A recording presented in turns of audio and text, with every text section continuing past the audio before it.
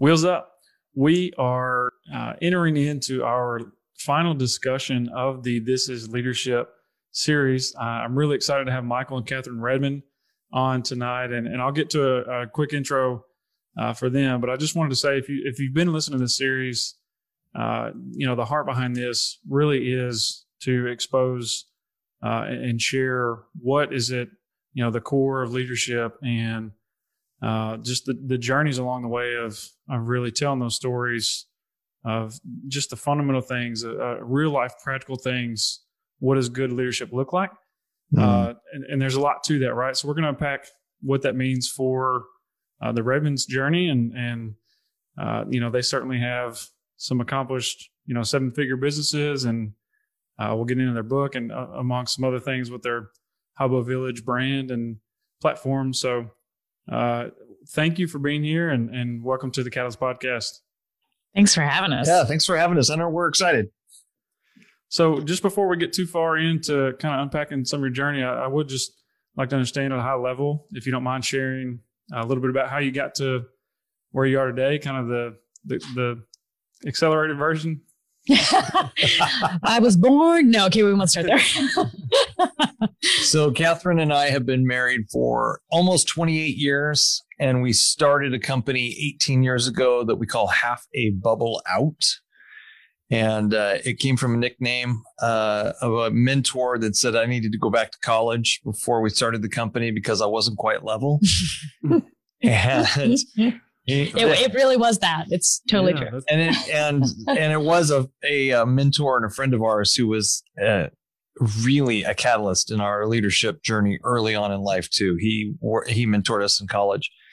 So over the years, we went back to school and we started the company in 2002, and we have been doing a marketing and business consulting firm for the last 18 plus years.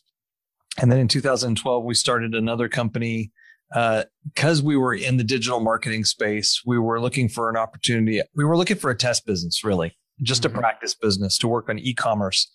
And we stumbled across a weird niche in the small pet industry that needed food that people all over the world buy stuff that comes from with about 300 miles of where we live.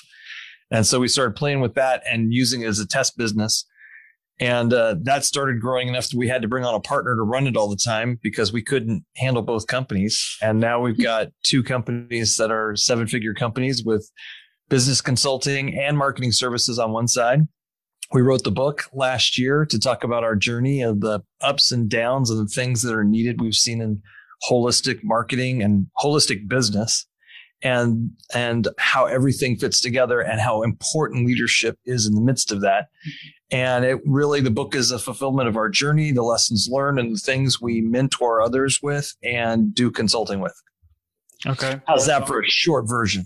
Yeah, no, that's awesome, right? I just didn't want to steal too much from the next part of our discussion here. Absolutely. One of the things that I really love to get the chance, I get the chance to talk to experienced, accomplished professionals like yourself to really understand, right, the journey, right, and what's your story, kind of without. Sometimes it gets in, we get down rabbit holes, and that's fine, right? But I just think it's practical, right, for people to hear what your journey was like, and maybe some of the obstacles along the way, and just be able to relate that to somebody's situation, because you can hear a lot of theoretical things in books, but when you actually get to hear it through the lens or see it through the lens of somebody else's story and journey, I think it makes it a lot more tangible. So with that in mind, I would love to just kind of understand if we rewind maybe just a tad bit before what you're describing with experimenting with those businesses and kind of going head first into that. How would you describe your background from when you got had that conversation about Half a Bubble Out and kind of the college days to really launching into your respective careers? How would we describe that? So there's a lot that happened. I think it's probably especially since we're talking about leadership today, maybe it would be helpful if we talked about the whole idea of kind of how leadership was formed in us at a younger age and how we kind of move from that. Does that sound good? Yeah. That's very practical. All right. So why don't you want to start? Yeah. So I will tell you that growing up and all through college and through my undergraduate and graduate degree, because by the time Michael and I got married, I had my master's, which is, one of the other reasons it was super helpful for him to go back to college, because that's just weird for people. But what does your wife do? She's got a master's degree. Yeah. And where did you go to college? I didn't. I'm too smart for that. She needed the education. I was good. It's a little rough at cocktail parties.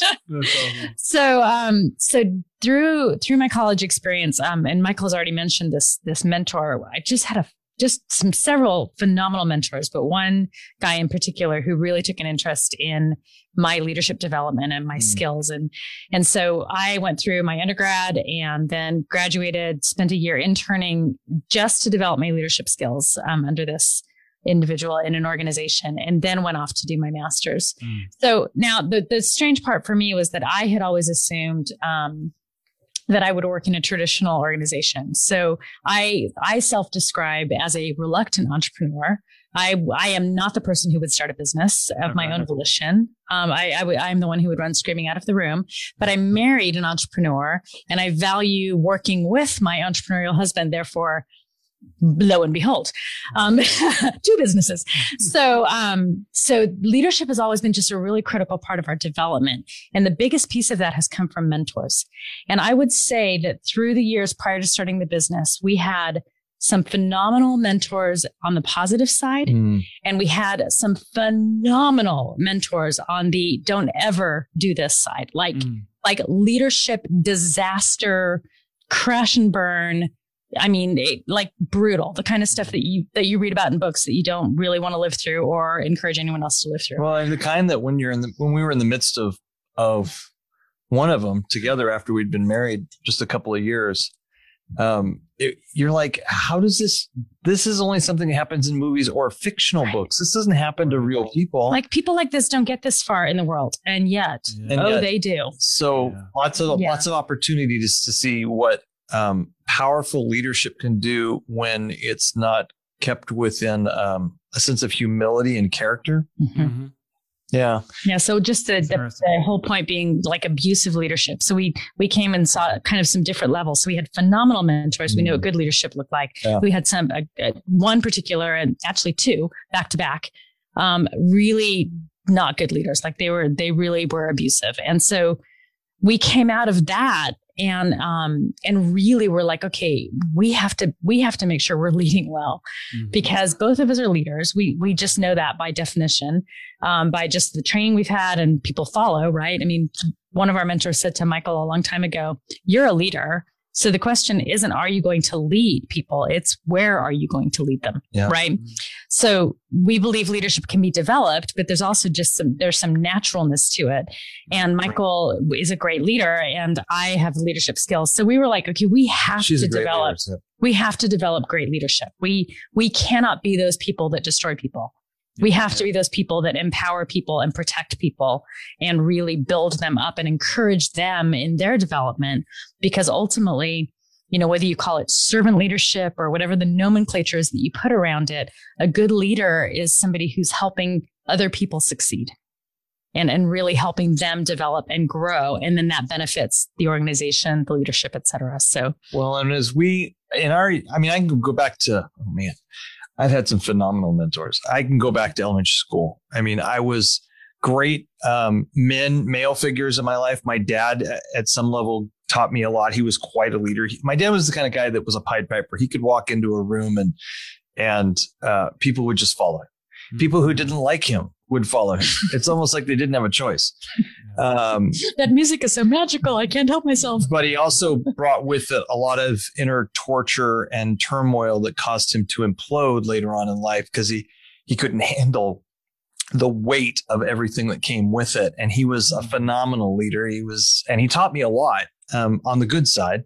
And then I learned a lot about how things I don't want to do and follow in his footsteps. But I was fortunate to be in Boy Scouts. Boy Scouts was a really positive experience for me. And back in the day when it still had a good reputation. And some of the mentors I had there and people that just came along and said, I see that you have a lot of potential. And for a long time, the word potential for me was another cuss word because I hated being told I had so much potential, because what always came with it is, why aren't you living into it? And, but I got reminded and told for years, and I think that's part of good leadership too. So along the way, there was all these people who said, I want to give you a chance. I see potential in you. I see talent. I see skill. I see, leadership. And as we've shared stories, and I mean, we both went to the same elementary school. We were in a play together. I was in 4th grade. She was in 6th grade. We weren't dating then. That's just important to point out. We weren't. No dating. No, we went to same junior high, same high school. Didn't like each other at all in high school.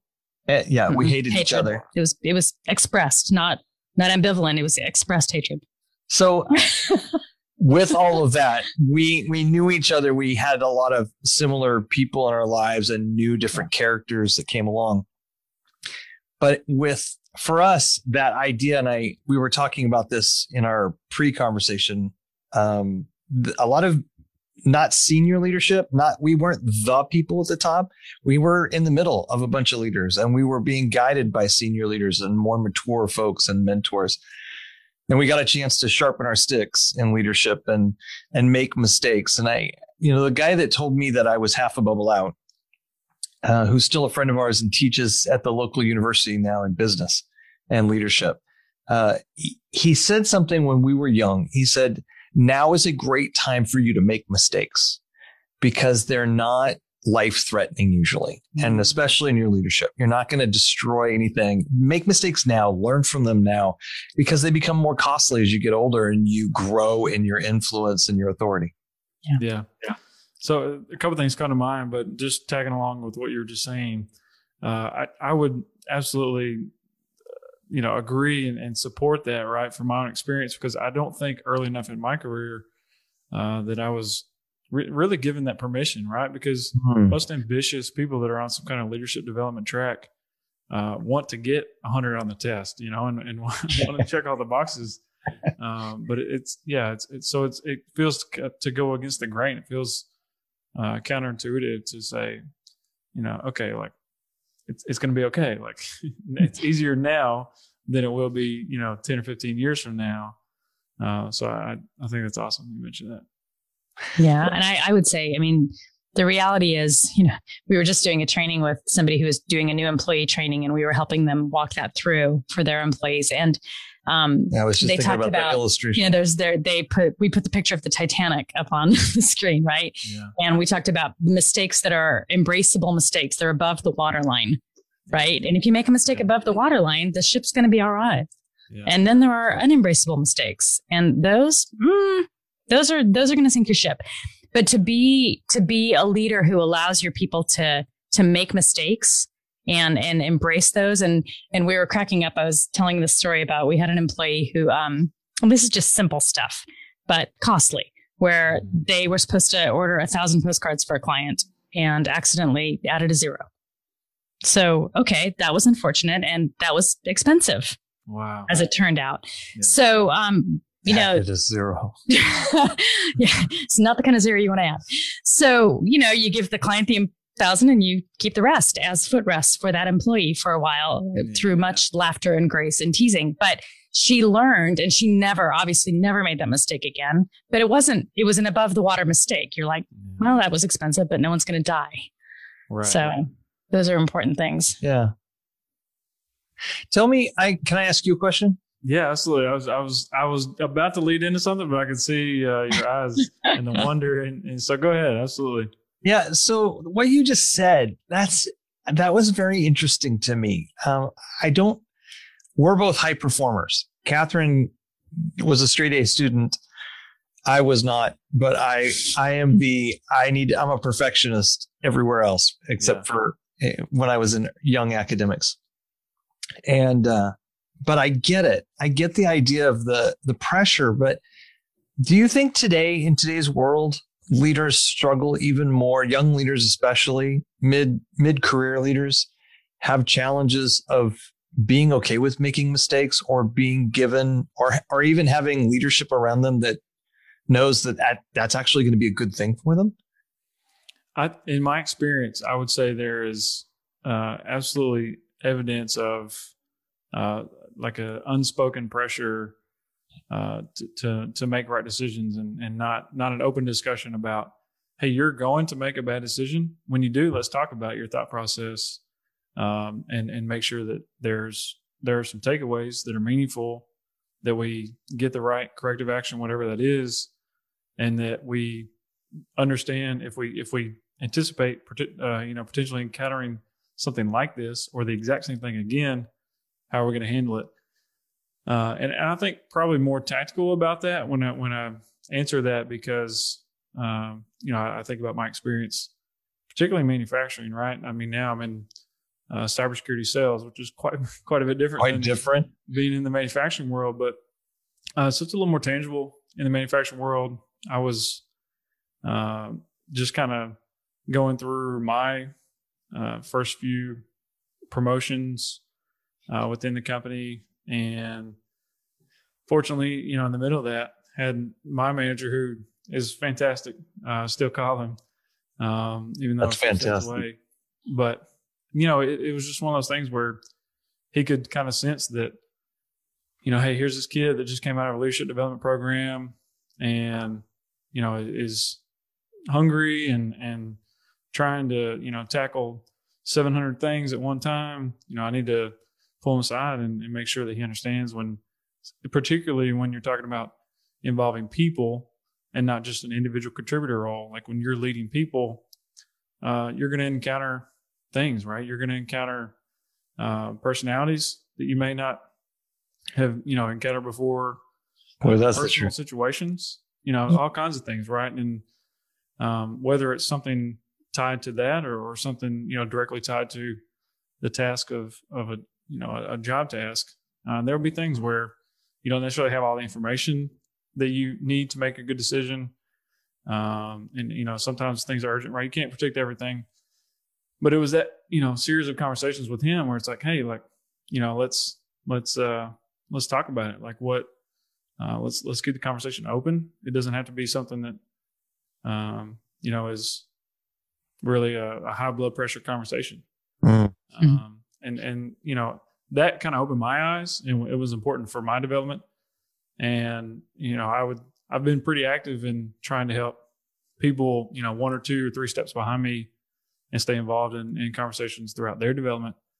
And I would say that there are some similar experiences where there's at least a season of earlier in the career where it's like feel like just that pressure of kind of having, especially if you step in a new role or you're younger and you're managing a group of more tenured, experienced employees. There's definitely aspects like that where it's like, man, feel the pressure, right? Not that that's fully justifiable. And and the people aspect is a really big deal, because as much as there's kind of this artificial line that people have drawn historically. It's like, this is work and you have your personal life and never the two shall mingle. And doggone it, that's just a load of crap. Yeah. People bring their whole self to work.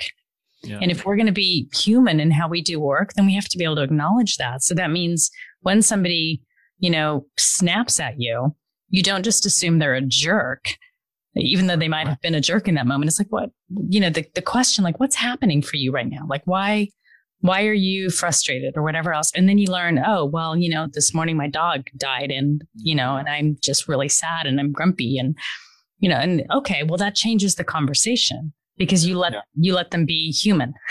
Well, and to do that, you've got to create a sense of safety, right? The biggest thing there's a lot of factors that go into an unhealthy environment and unhealthy leadership. But one of them is just a core element is trust and building trust. And trust is based on competence and character. Trust is a smart trust, not just a dumb trust. And you've got to be able to be wise about it and balance it. But in an environment where to remember that we're whole people. You've got to have an environment at work where it's safe to be a whole person.